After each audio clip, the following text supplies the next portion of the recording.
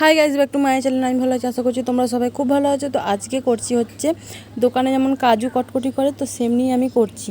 আর তার জন্য আমি কী নিয়ে নিয়েছি দেখো। নিয়েছি হচ্ছে সুজি, খাবার সোডা, জোয়ান, কালো জিরে, কারি পাতা, আর দিয়েছি একটুখানি সাদা তেল।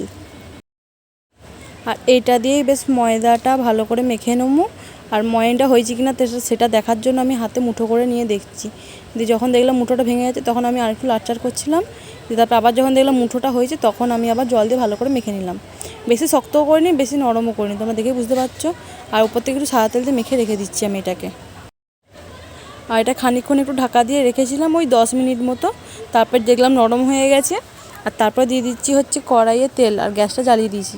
আর এখানে আমার যাকে বললাম তুমি গোল গোল করে পিয়া বেলো, আর এটা যে কোনো জলের ঢাকা দিয়েই কাটা যাবে। তো আমি প্রথমে ট্রাই করছিলাম, পারছিলাম না।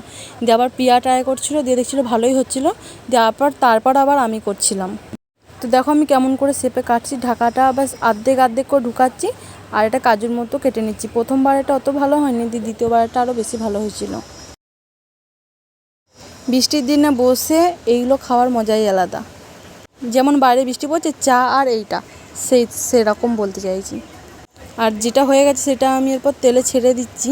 আর প্রথমে আমি একটা ছেড়ে দেখলাম যে তেলটা এসেছে না আসেনি। দিয়ে যখন দেখলাম হ্যাঁ তেলটা এসে গেছে, তখন আমি এরপর সবগুলোই দিয়ে দিচ্ছিলাম।